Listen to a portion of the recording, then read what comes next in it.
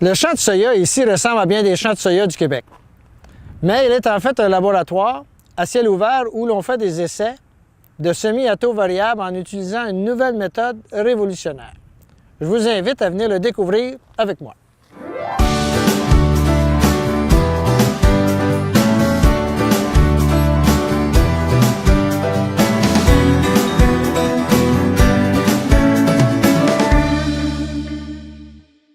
Aujourd'hui, je vais vous démontrer comment l'agriculture de précision peut vraiment être à votre service pour optimiser les profits selon les conditions dans chacun de vos champs. Pour débuter, nous avons la carte de champ sur laquelle nous allons tracer les zones de gestion comme ici. Sur cette carte, les différentes couleurs représentent les zones de gestion.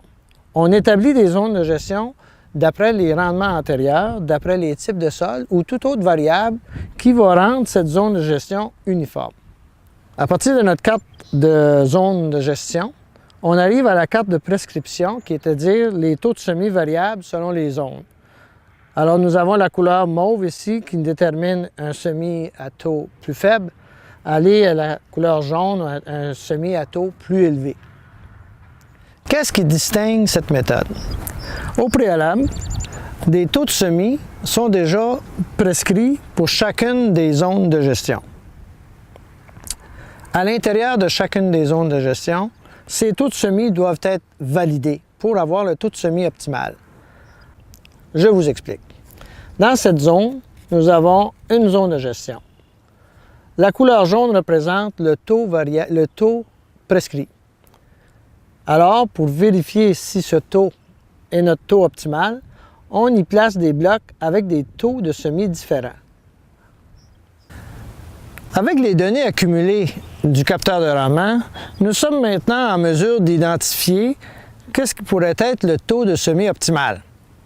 Sur l'axe horizontal, nous avons le taux de semis et sur l'axe vertical, nous avons la profitabilité en dollars à l'acre.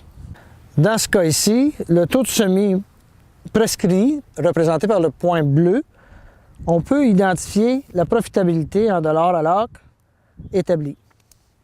Nous avons, avec un taux de semis moindre, augmenté la profitabilité. Avec un taux de semis plus élevé, on diminue effectivement la profitabilité. Prenons l'exemple dans une autre zone. Celle-ci, le taux de semis prescrit était dans les 190 000 grains à l'acre. Donc, nous avons eu une profitabilité d'environ 660 $ l'acre.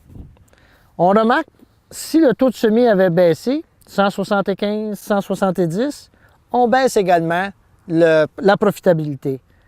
Et lorsqu'on va davantage vers les 135, la profitabilité augmente. Une autre information que ce graphique nous démontre, c'est la précision des données. Plus la zone ombragée est étroite, plus les données sont précises. L'intérêt de cette méthode est dans l'accumulation des données qui permet de valider les prescriptions et ainsi les optimiser dans le futur. Visez plus haut.